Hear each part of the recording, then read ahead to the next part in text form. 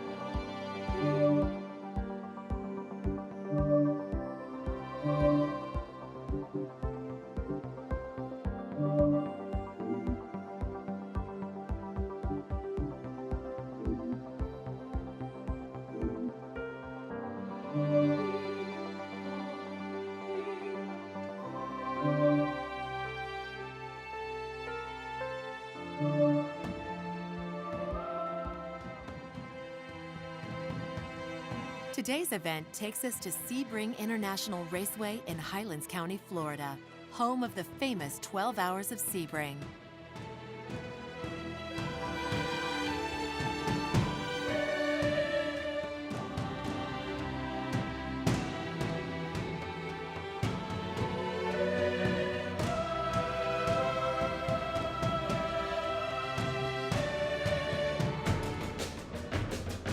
Signature events are tailored to your car, pitting you against iconic rivals, engaging you in technical spec races, or entering you in manufacturer showcases at key locations throughout your career. Each race, you'll be challenged to beat your friends' best lap time records too. These records are stored for each track and car class. See how many lap records you can beat during the race.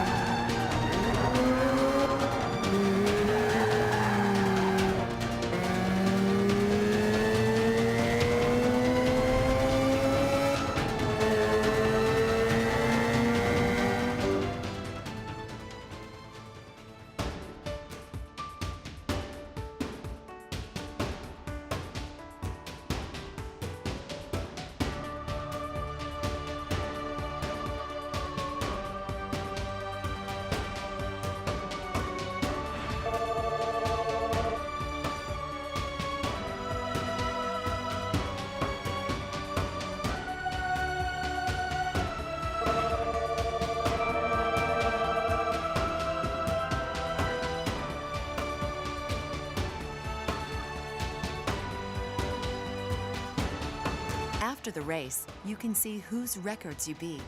You can also see who your next rival is. Press X to go right into Rivals mode against them.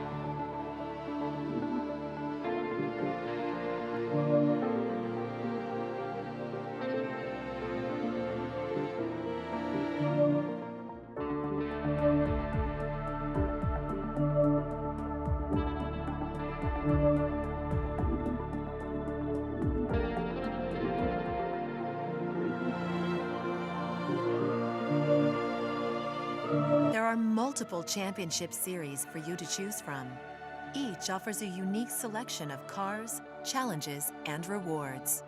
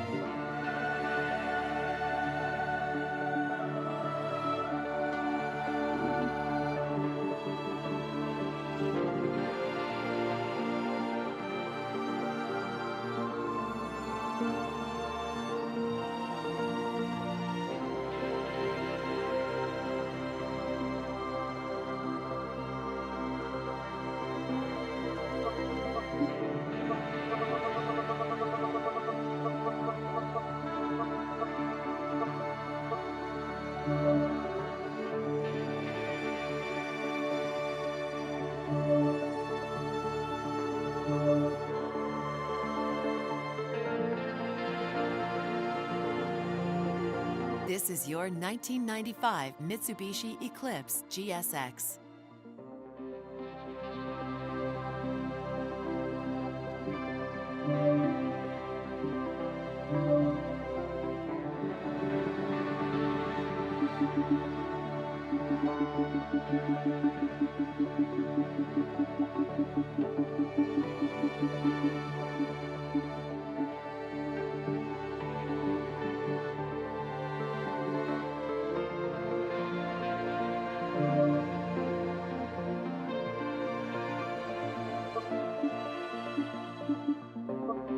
This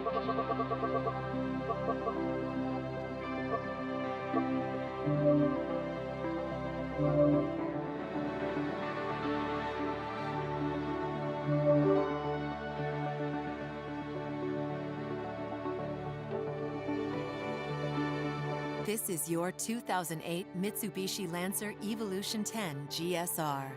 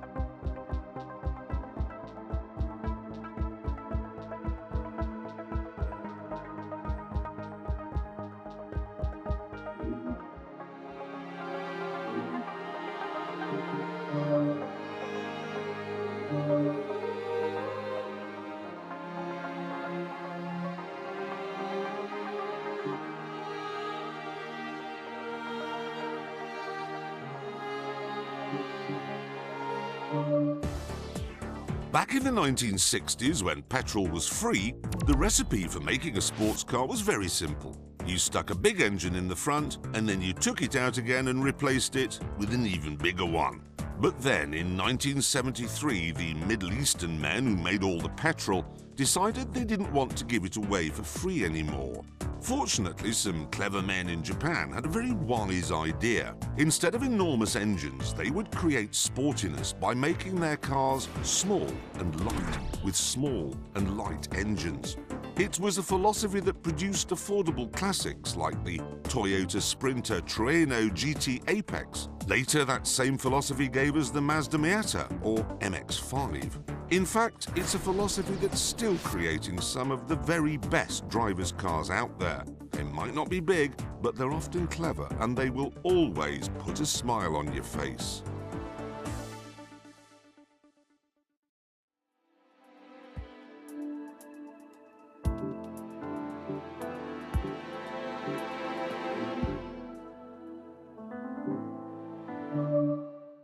Look very closely at this group and you will find the Audi Sport Quattro, a Ford and a Toyota. Otherwise, it's all Subaru Imprezas or Mitsubishi Evos. Literally thousands of them. Of course there are. This is the production rally group after all, and as we all know, only Subaru and Mitsubishi make rally cars.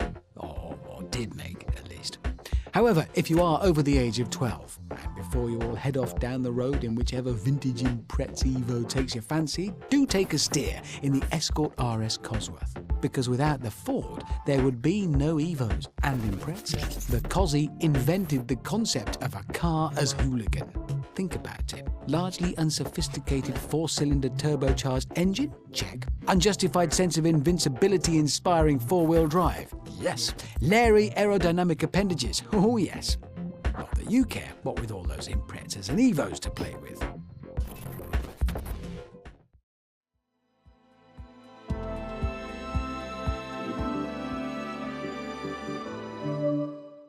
Here we come to the hot hatch group, and never underestimate how important hot hatchbacks are. Back when they first appeared, they gave drivers hope. They showed that a sports car didn't have to be a rusty, leaky old Triumph or MG. It could be practical, convenient, and still amusing enough to give you cramp in your smile muscles. The hatches here are some of the best of the breed, starting with the excellent Ford Focus ST, which gives a textbook demonstration of how a hot hatch can be sensible every day, yet still give you kicks when you drive it like your trousers are on fire. Then there's the VW Scirocco R, technically a coupe, but it has a hatchback, and with 260 horsepower, it's definitely hot, so it's going in here. And if it's even half as likeable as the Mark I Scirocco I owned many years ago, then you'll want to marry it.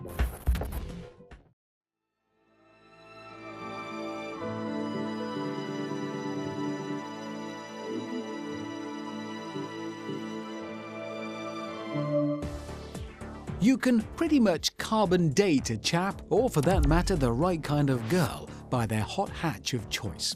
Like a first pin-up, a first LP, look that up if you're under the age of 30, or a first crush. Hot hatches are part of the fabric of us. Me, you, Clarkson, even May. Because it was okay to dream about hot hatches long before you were ever old enough to think about actually owning one.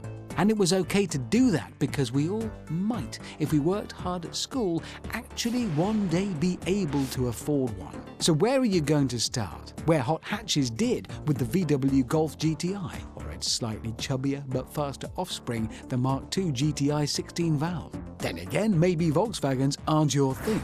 So there are Honda Civic Type Rs or a Renault Clio V6. But remember what I said. You can tell a lot about someone by the hot hatch that he or she craves.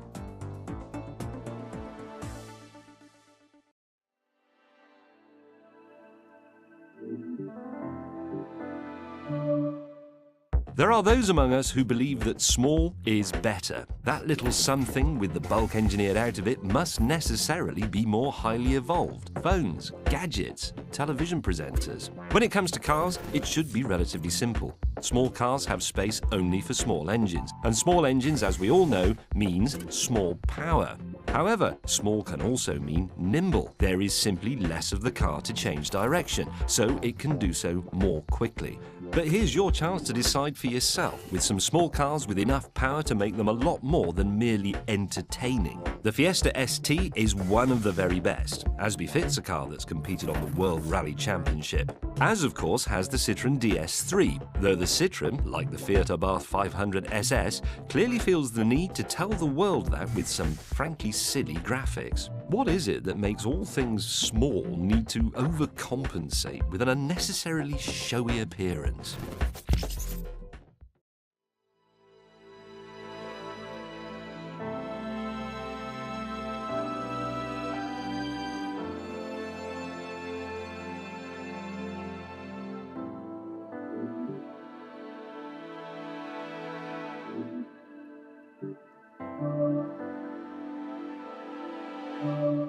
There was a time when simply going fast was all that was required of what we call sports cars.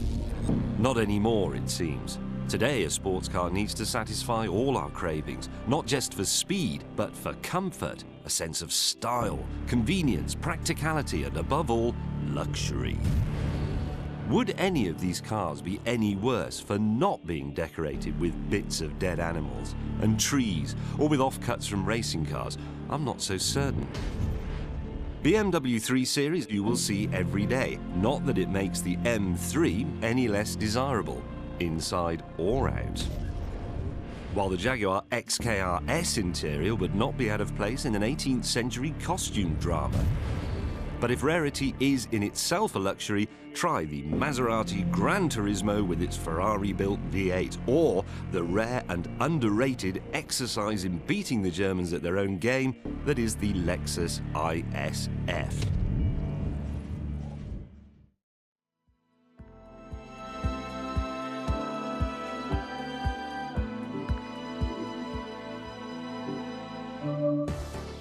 Any idiot can build a supercar. Find a giant engine, glue a load of carbon fibre to the outside, give it a silly name, and sell it for £1 million.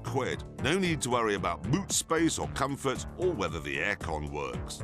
But a car that's good to drive and that you can use every day, that's as challenging as building a fighter jet that's also easy to park in a multi-story. But when it goes right, well, you end up with something amazingly special. Something like the BMW M3, one of the very best fast cars of recent years. And don't forget Mazda's RX-7, the Toyota Supra, the original Skyline GTR, provided that is they haven't been improved by a spotty 17-year-old in a daft hat. These, I'm pleased to say, haven't.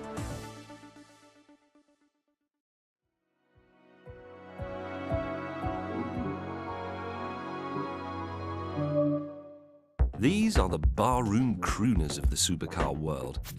Clothed in something approaching more like a classic tuxedo than something from the catwalk, and so just that little bit more everyday, but no less appealing for that. Even its name, California, tells you all you need to know about Ferrari's easy-driving car. This is a car in which to enjoy the sunshine, to spend rather more time enjoying the scenery passing by than counting down the meters to the next braking point. The AMG version of the Mercedes SLK and the BMW Z4 S-Drive have no rear seats, but do have engines of impeccable pedigree and rather nifty folding steel roofs. Not as rare as the Ferrari may be, but no less exciting. The Audi TT RS, meanwhile, is neither rare nor a convertible. It is, however, with its 2.5-litre, 5-cylinder Rally Quattro engine and four-wheel drive, unquestionably exciting, but only when you want it to be. Which is what this group is all about.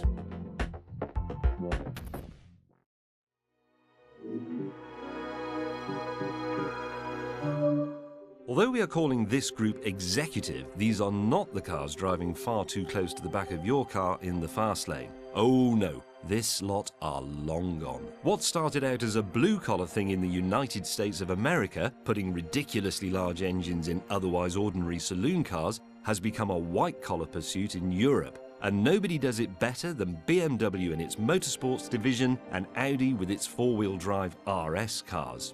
Those BMWs feature, of course, completely unnecessary V8 engines. The 2003 example M5 had a 5-litre V8, while the more recent 2012 model also has a V8, only this one is smaller and has turbochargers, 2 of them.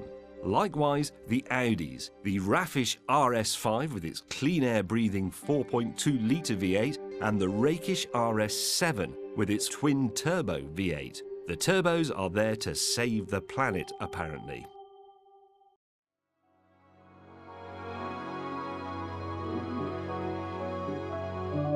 If you've tried the motley collection of American muscle cars from the 1980s and 90s in the other group, fast but flawed cars developed to put a shine on otherwise forgettable models, you'll know by now that sometimes more power isn't always enough.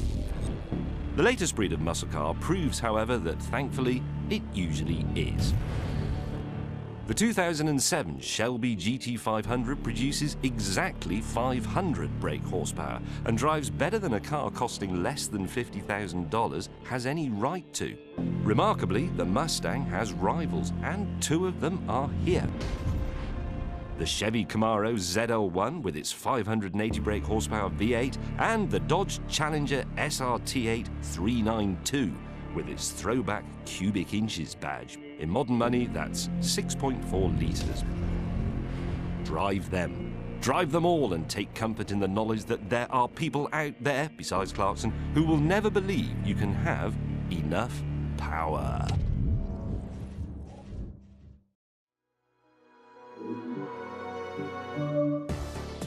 Muscle cars were once engineered to make ordinary cars go faster. Like men once went to the gym to make themselves go faster. These days, men who spend time in the gym and those shops where they sell milkshakes that make you look like Arnold Schwarzenegger are not doing it because they want to be better at sports, are they? They're doing it because they want their clothes to look too small for them. These muscle cars are more like modern muscle men, bulging in all the right places, but not necessarily any more sporting.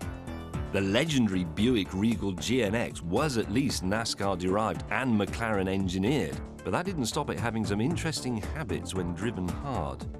The 1993 Ford Mustang SVT Cobra, meanwhile, was a last-ditch attempt to bolt on some credibility and some speed to the generally forgettable third-generation Mustang. I'm not saying the cars are slow, they're not, or unexciting, they're not. It's just that, like that man with the power shake, they're maybe a bit embarrassing to be seen out with.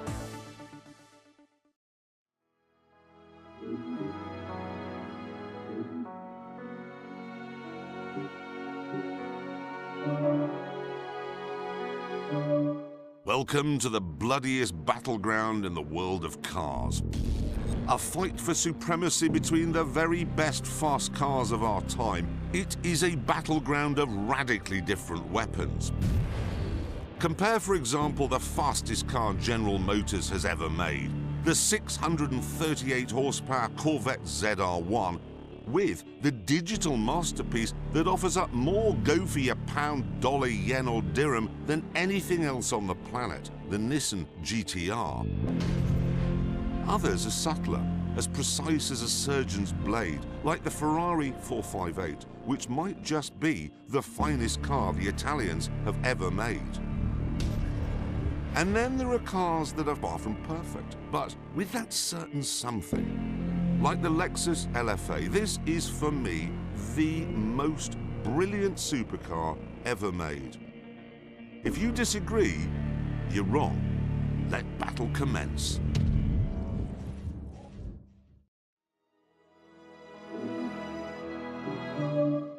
At the turn of the century, Le Mans wasn't just a race you visited to watch Audi repeatedly walk off with the big trophy.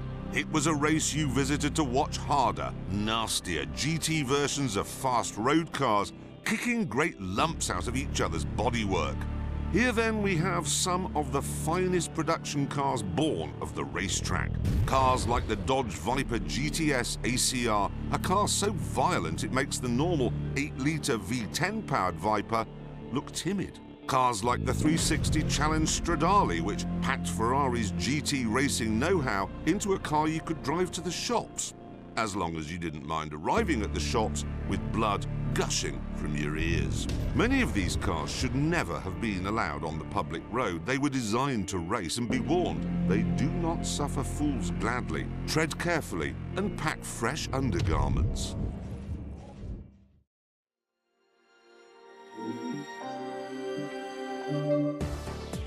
Men might not have been men in the 1980s, but the cars we drove, Testarossa, Countach, M1, even the names have enough testosterone to make you forgive the decade that taste forgot. In Europe, king of the hill was the 180-mile-an-hour Ferrari, the 512 TR, the second-generation Testarossa, with its vast air intakes chilling a 5-litre flat 12 engine that seemed to occupy acres of the back of the car, and also the road.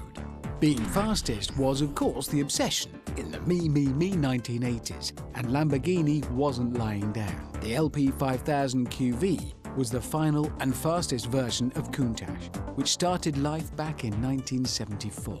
The BMW M1 and Ferrari GTO, meanwhile, were the fruits of racing projects, though neither really ever got to compete. Sporting regulations were as flighty as fashion in the 1980s.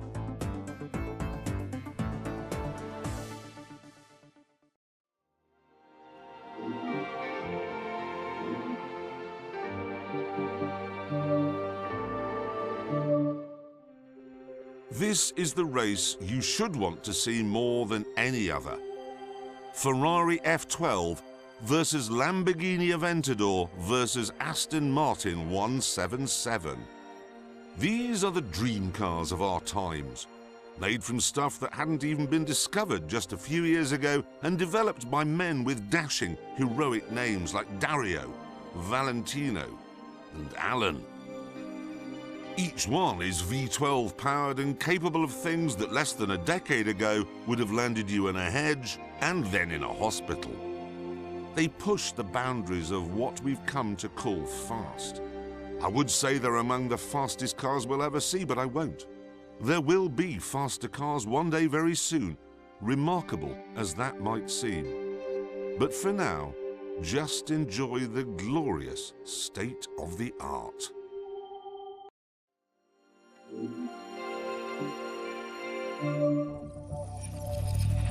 Back when Concorde retired, it felt like the world had run out of ideas and the money needed to keep making planes faster and faster. Well, thankfully, the world's motorcar engineers are made of stronger stuff than their colleagues in aerospace. The end of Concorde seemed to signal the start of a ground-based air race, the era of the hypercar. Take Pagani. The Zonda Cinque was meant to be the last evolution of Horacio Pagani's first attempt at a supercar. It wasn't. We were still pinching ourselves to believe a man with such a ridiculous name could build such a ridiculously brilliant and beautiful car when he came up with another, the even more extraordinary Huayra. And then, of course, there's the new McLaren P1, a 900 horsepower hybrid which might just turn out to be the greatest hypercar of them all. It'll be fun finding out.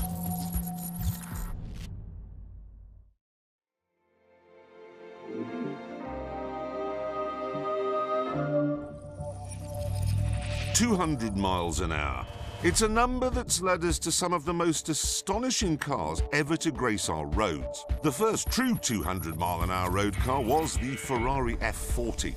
It arrived back in 1987, yet more than a quarter of a century later, it remains the most exhilarating car you'll ever drive.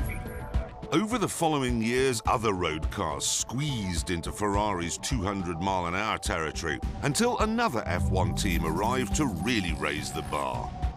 The McLaren F1 of 1993 melded a BMW V12 and space-grade materials to achieve a staggering 240 miles an hour. Even 20 years on, only a couple of cars have ever gone faster. All the cars you see here are fully paid-up members of the 200-mile-an-hour club. Just remember to give them the respect that they deserve.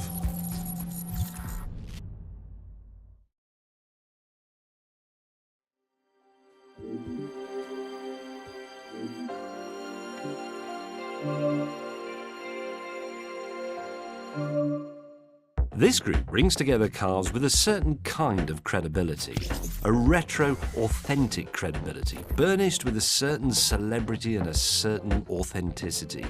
If you're the kind that's never been seen in anything but an old work shirt and a pair of skinny jeans, then this class is for you. It's Forza for hipsters. Of course, what could be more hip than the original hot hatch, the Volkswagen Rabbit GTI, or as the rest of the world calls it, the Golf. Or for that matter, the Datsun 510, the appealing little Nissan that began to spread the word that Japanese cars were really rather good and possessed a quality undiscovered elsewhere on the planet: reliability. Lastly, and only a hipster would ever love this one, there is a VW Beetle.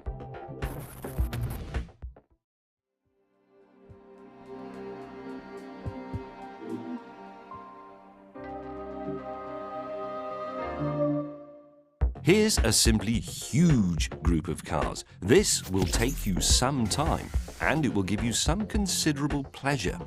You will know all these cars, cars you may well have actually driven.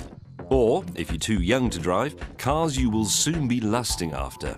I guarantee that. From early super hatches like the Ford Focus RS to the mini John Cooper Works, they fall into two groups, fast and really very fast indeed. Finally, there's the Volkswagen Scirocco. VW doesn't like to call it a hatch, but nor is it a coupe either. Still, it would be such a shame to leave it out. Especially as I wrote rather a nice song about the diesel version. I could sing it for you if you like.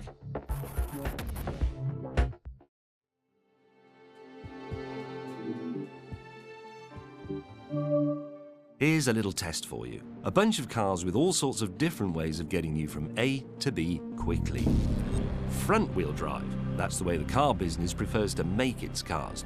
Rear-wheel drive, that's the way you and I would prefer the car business to make cars. Mid-engined and rear-wheel drive, which is the way Lamborghini makes cars, and four-wheel drive, which I'm not sure is the way anyone really wants to make cars, except when it's snowy, of course, which for most of us isn't very often. Four-wheel drive cars are easy and safe. If you drive too fast, they won't spin, usually, but they don't go sideways either, usually. Rear-wheel drive cars will go sideways. It's relatively simple and safe to do so without spinning, relatively. Try them all and tell me I'm wrong.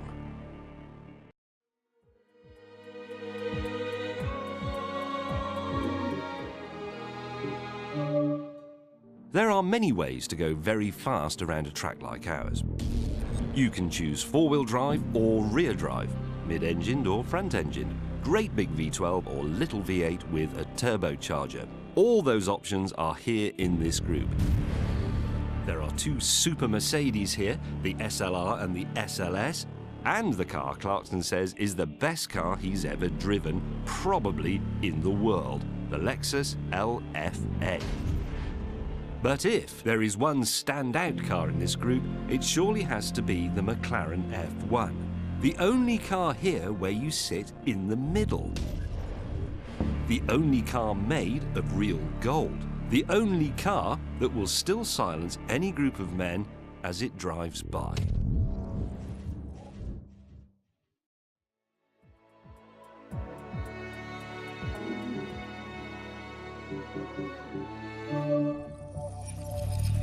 This group demonstrates what engineers can do when they're allowed to go completely mad. There's nothing here you should not experience at least once. Just about every kind and configuration is here. Some have their engines in the middle, some at the front, some have rear drive, some send their horsepower to all four corners. All, however, do have one thing in common. They all look as fast as they're supposed to be. Some people say that the Pagani and the Koenigsegg Agera are racing cars with stereos, but that isn't necessarily so. Road cars may be more powerful than racers, but they're often softer and kinder and squidgier. Be in no doubt, this is a very good place to spend rather more time than you should.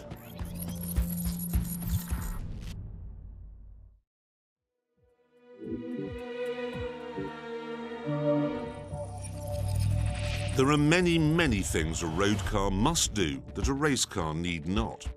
It needs to keep its driver comfortable and cool, and ideally in an environment in which it's not only possible to listen to the radio, but to hold a conversation as well. It must be able to give its driver every possible opportunity to avoid an accident, and when he runs out of talent and luck, protect him like a mummy polar bear protects her cub. Now, imagine if you could strip out all of those requirements. And that brings us to this, the Ferrari 458 Italia and the latest racing Viper. Very different, but both viciously effective.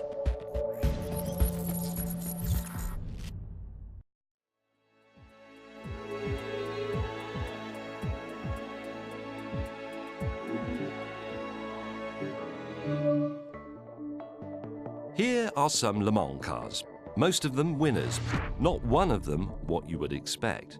The 2012 Audi R18 e-tron Quattro, a four-wheel drive hybrid, is possibly the most complicated car to win Le Mans yet. Peugeot's first diesel, the twin-turbo V12 908, secured victory over Audi at Le Mans on its third attempt.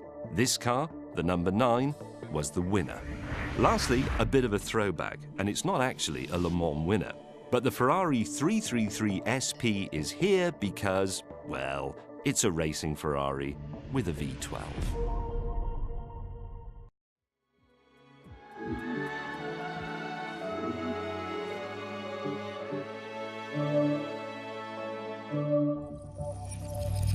If the Stig was given the keys to a car company, these are the cars he would make us drive. You see, a man who senses only how fast or how sideways he's going doesn't care if he's cold or wet or being machine-gunned with insects. You and I do, however. So we'd only consider driving cars like these if the upside was intergalactic joy. These are the cars that represent the mantra of Lotus founder Colin Chapman, who said, "Simplify and add lightness." Lotus themselves have never forgotten this, which is why they came up with the remarkable 211. It's based on the Elise, as most Lotuses have been for years, but it does without frivolous things, like a windscreen, all in the name of saving weight. You won't find a screen on the KTM Crossbow either. Being made by sensible Austrians, they do offer one as an option, but it looks silly, and worse still, it adds weight.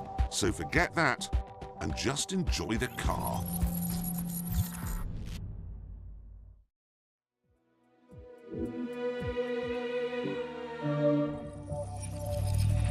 There are fast cars, there are very fast cars, and there are very, very fast cars.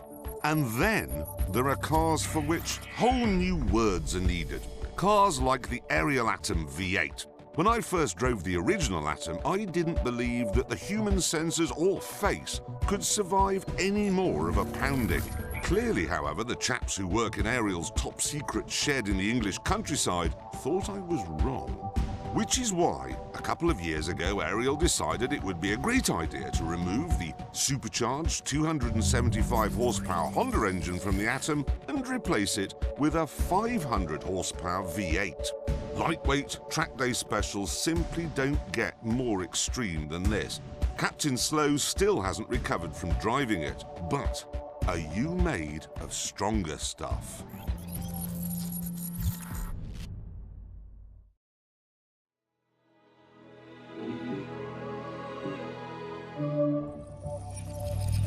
A long time ago, on a stretch of greasy tarmac far, far away, rallying took the battle to the F1 empire with a new kind of weapon, light years more powerful and faster than anything that had come before. Mid-engined and/or four-wheel drive, turbocharged and sometimes supercharged too. The story starts with the Lancia 037, a mid-engine rear-drive supercar built not for the track, but for snow and ice and gravel and mud. Not so the 500 brake horsepower Lancia Delta S4 and the Ford RS200. The Lancia took a silhouette from the production line. Ford didn't even bother making the car look like a production car. The highly experimental RS200's engine was in the back, but for balance, its transmission in the front. From the teams that owned rallying in the 70s and 80s, you choose, but may the forced induction be with you.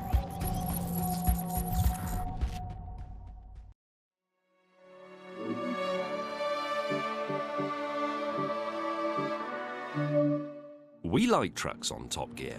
First we tried to kill one, and then, when we couldn't, we took it to the North Pole. And it got us there safely. Never broke down once, except when Jeremy crashed it, because he's a moron. Anyway, trucks of course mean different things to different people. We call the pickup that took us to the pole a truck, while Americans call a Range Rover a truck. We call it the best car in the world, ever. Especially this one, the very latest, all-aluminium supercharged V8. Here is a car that will do anything you ever ask of it. The Jeep Cherokee SR-T8 is an American attempt to create a kind of hot rod Range Rover. For people who love buying petrol, lots of it.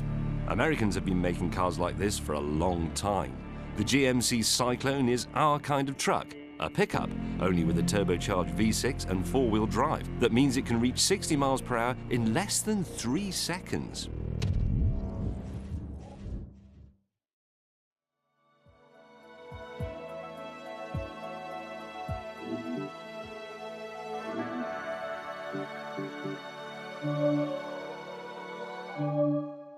It takes a man of a certain age to remember that every racing car that makes us fizz today usually has a grandparent that was pounding around a racetrack somewhere in the distant past. This little group features some of the best from the 60s and 70s and later, yet the names are familiar. BMW, Alfa Romeo, Nissan Skyline. When it's in the blood, it's in the blood. Long before the BMW M3, for example, there was the 2002 Turbo. And long before today's Nissan GTR, there was the original Skyline GTR. And as long as there have been cars in Italy, Italians have been racing them. The Alfa Romeo Giulia Sprint GTA was a kind of Italian M3 of its day and could be found everywhere on racetracks around the world in the 1960s. With its lightweight aluminium body, it's a very lovely thing. So in danger of sounding like a parent making you listen to their music, I suggest you give this lot a go. The new stuff is not always the best stuff.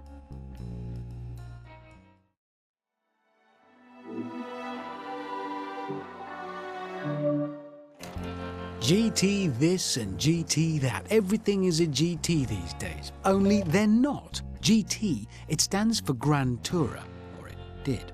It described the kind of a car a man of means and with time on his hands could drive to wherever he wanted in the world, and always with an exceedingly attractive lady in the passenger seat.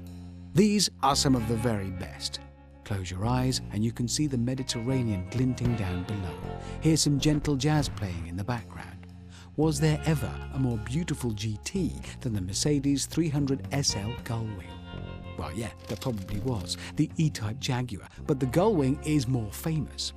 And was there ever a more famous man of means than James Bond? Here's your chance to drive an Aston Martin DB5. We have the cars, you have the time. So off you go and rediscover Grand Touring.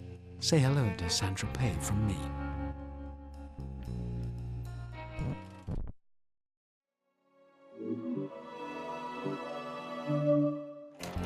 Everything is an icon these days. Phones, fridges, football players, but these cars really are. Remarkably, one man, the much-missed Carroll Shelby, had a hand in 3 of them. Shelby had won Le Mans and beaten Ferrari in an Aston Martin, but wanted to win in his own car. The Cobra, a shotgun marriage of a European AC chassis and American Ford V8 muscle, was his first attempt. But the GTO was faster, especially in a straight line. Something purpose-built, money no object was needed, and Ford gave Shelby its checkbook.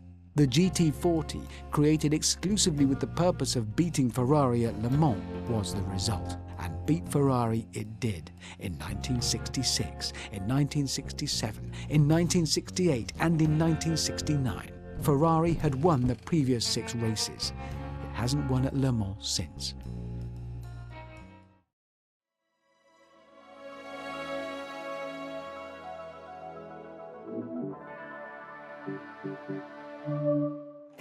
You might want to turn the volume up for this lot. A whole paddock of racing pony cars with big engines and even bigger names from the American Trans Am scene from the late 1960s. Actually, there's one that snuck in that never raced, but the 1977 Pontiac Firebird Trans Am did star in Smokey and the Bandit. And if it's good enough for Burt Reynolds, it's good enough for us.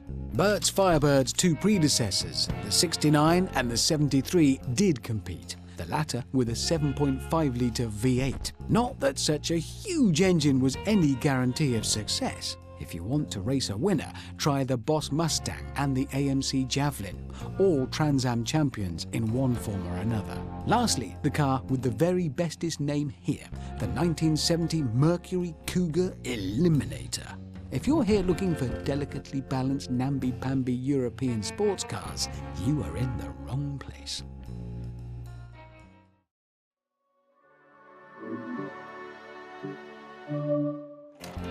Dust off your work shirt, pull on some aviators, call up your girl. Time to go racing in the street. Here, in all their late 60s glory, are the icons of the American muscle car era. There's nothing not to like about cars like these. So what story are you going to write today, and where to start? Back in 1968, with the Hearst performance-fettled Oldsmobile Cutlass, or in psychedelic 1969, when the hippies were welcoming the age of Aquarius, but the rest of us were more interested in the 366 bhp Pontiac GTO Judge. By 1970, the muscle car era was drawing to a close. Time for one last hurrah in the minds of muscle car engineers, hence the 454 cubic inches V8 in the Chevelle SS. Before you reach for your calculator app, yep, that's 7.4 litres. So what are you waiting for? Just pretend it's Friday and the bell's just rung.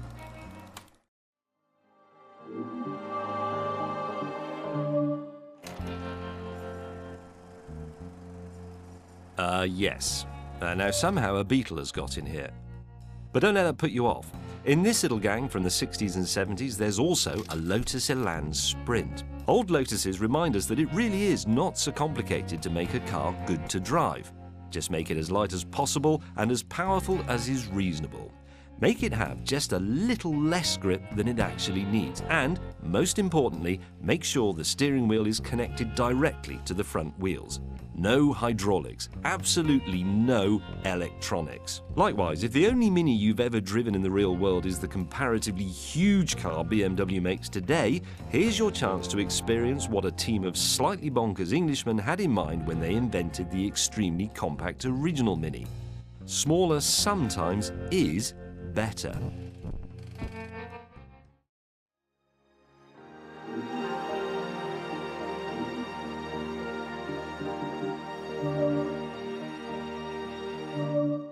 If you've ever been to Le Mans, you'll know that the real racing goes on behind the one-off prototypes, where extreme versions of the same supercars you see parked in the paddock go wheel to wheel out on the circuit. This is GT racing, where if you've got the money, you can make all your racing driver fantasies come true. You don't even have to be fast.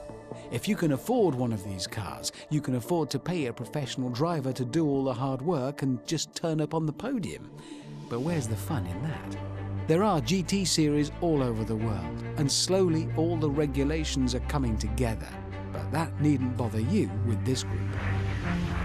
The BMW M3 GT2 was first designed to race in the US, but has raced with considerable success all over the world.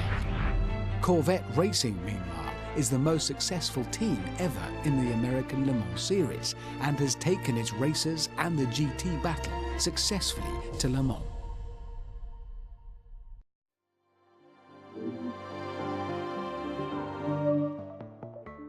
There are sports cars and there are sports cars. Some of us will be lucky enough to drive a sports car, but only a very few ever get to drive a sports car. A one-off creation designed exclusively to race and to win. The modern sports car is a closed-wheel take on a single-seater, built around the same structures with the same obsessive attention to aerodynamic detail, to braking performance, to squeezing every last fraction of a second from the regulations. The driver is strapped to a cockpit that would notionally fit someone else, but never does. Sometimes the cockpit is open, sometimes it's not. The view outside from inside a helmet, don't forget, is limited. Invariably, the job in hand is to race the car at speeds approaching 190 miles an hour, inches from another car, and often for hours at a time. If you thought sports cars were about top-down cruising in the sunshine, it's time you introduced yourself to some sports cars.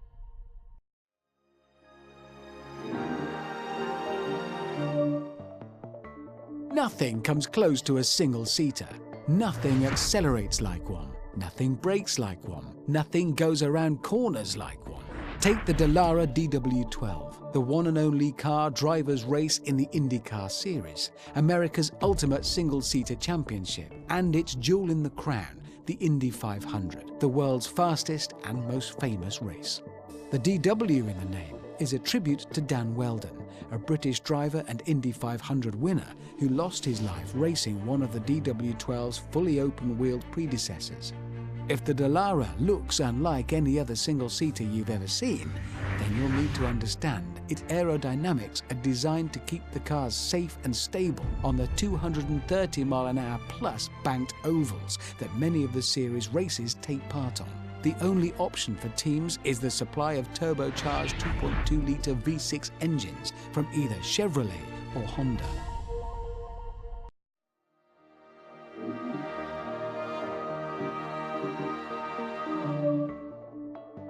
Grand Prix racing, the pinnacle of automotive technology. A world of impossible speed and mind-boggling forces. A world where engineers with enormous brains devise new and exciting ways to deceive physics and rule makers, where the difference between success and pitiful failure is measured in millimeters and microseconds. A world of fiendishly complicated machines driven by men with superhuman reactions. But the thing about these superhuman drivers is that they make driving these cars look easy. So easy that while dicing with a dozen other superhuman drivers at 190 miles an hour, they can chat to their team on the radio about, say, what they fancy for dinner.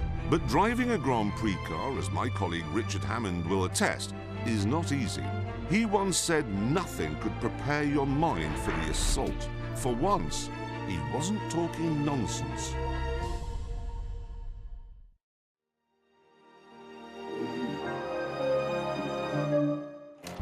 For those of us of a certain age, 1976 will always be remembered as the most dramatic Grand Prix season ever. Nothing before or since has come close. Two big personalities, British playboy James Hunt and steely Austrian Niki Lauda, went head-to-head in 16 races, in the law courts, and in Lauda's case, via an intensive care ward in Germany. There was, of course, a whole grid of cars battling for the championship in 76, but the Ferrari of Lauda and the McLaren of Hunt were the two that mattered most. The flat 12-engined Ferrari carried reigning world champion Lauda into an early season lead before a fiery crash at the Nürburgring left him badly burned and so close to death he was given the last rites. 6 weeks later, though, he was back, still bandaged and still bleeding. It would all come down to a single race in Japan, and a result that nobody could have predicted.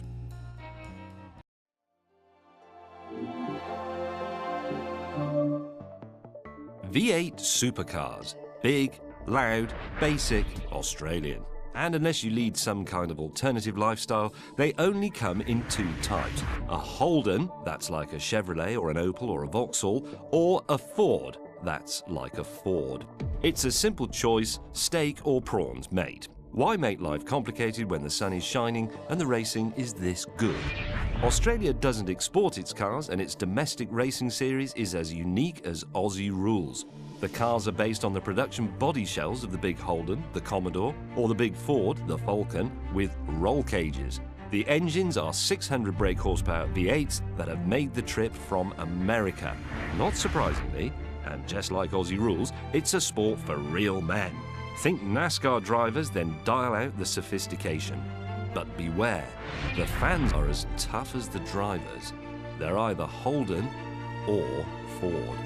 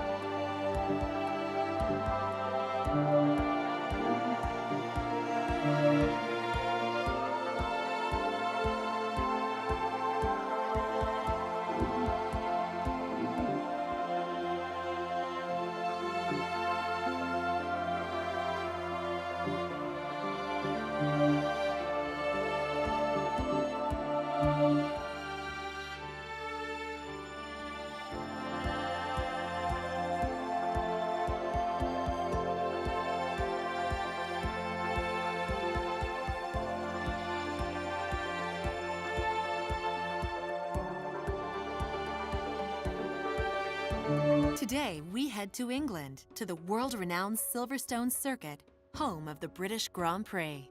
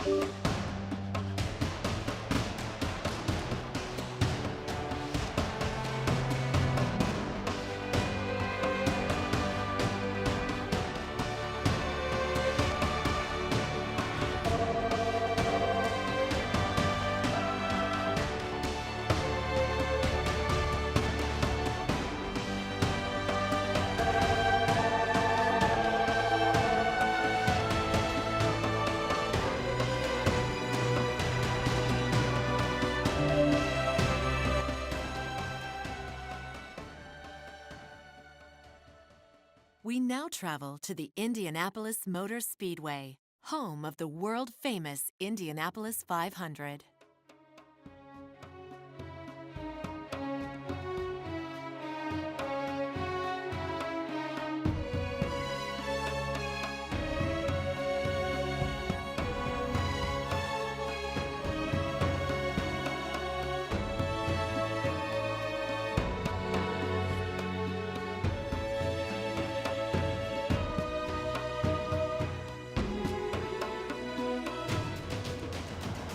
Pass the most cars to win this event.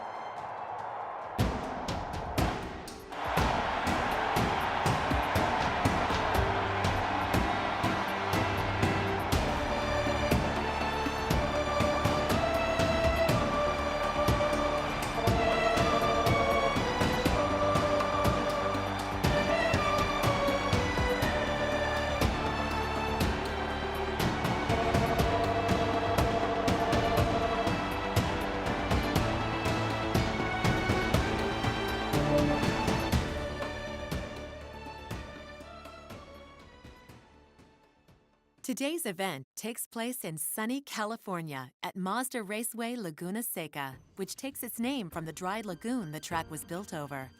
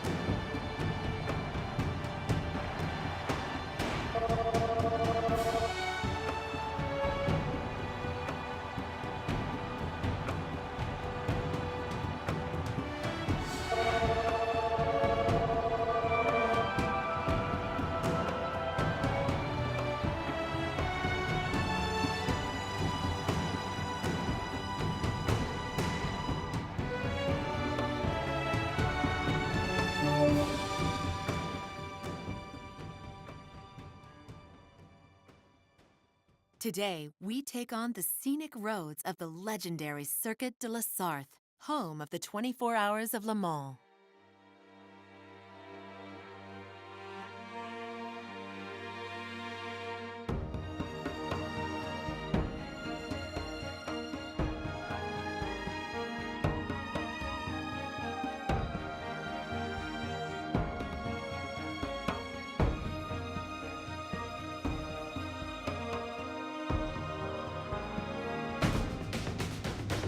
Avoid the slower traffic to beat your rivals to the finish.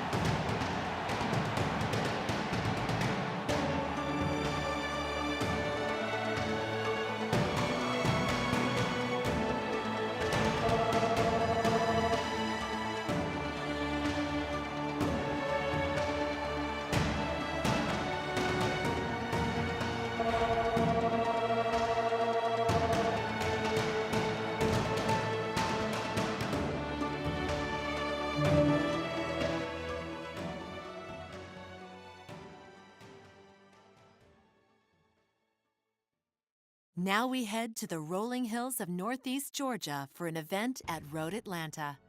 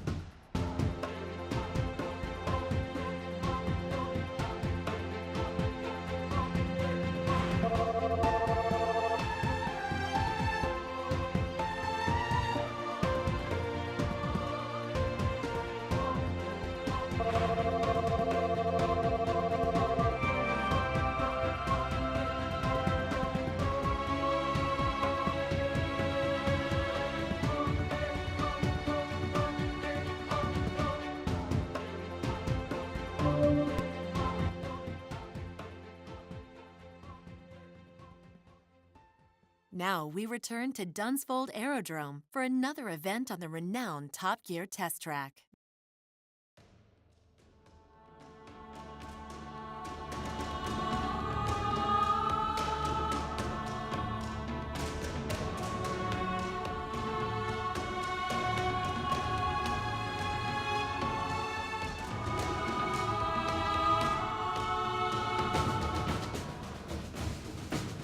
The gold pins are key as you bowl over obstacles to set the top score.